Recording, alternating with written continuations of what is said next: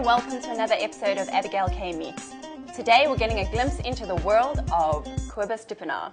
Hi. Hi Kobus, how are you? I'm good, thanks. Good. Kobus, tell us a bit about what's keeping you busy these days. What are you up to?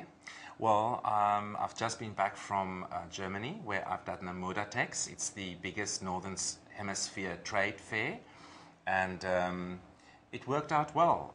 Kobus, describe your style. What makes you unique? I would say it's very difficult. People perceive a person on the way he dresses and he looks. It's like a hairdresser, you know. People always look at the hair and then they will decide. But in my industry I'm a farmer. I come from a farm. My dad's a farmer. My brothers is farmers.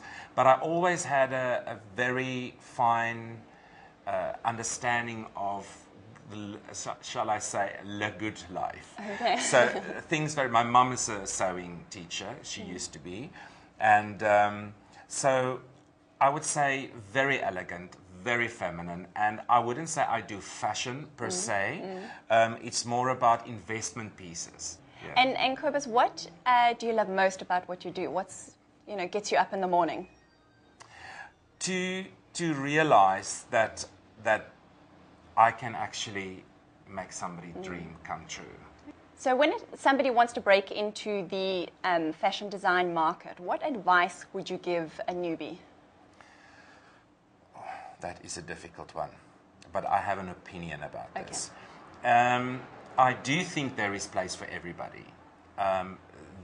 The student that comes, you must remember there's 5 fashion schools in Cape Town alone, which delivers between 20 and 30 students per school a year. So that could add up to 150 students that needs to be plowed back into the economy in Cape Town alone.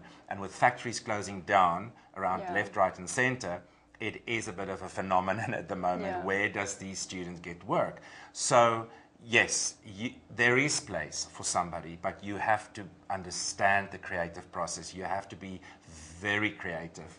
You have to want to learn. You have to eat it, live it. Yeah. It's in your blood.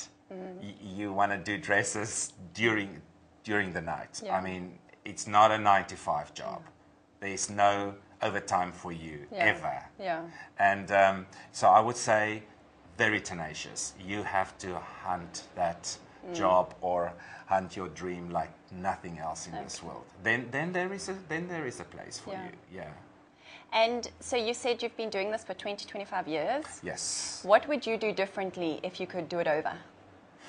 Differently, I would say I would study, and I will do a finishing year or 2 either in France or the UK.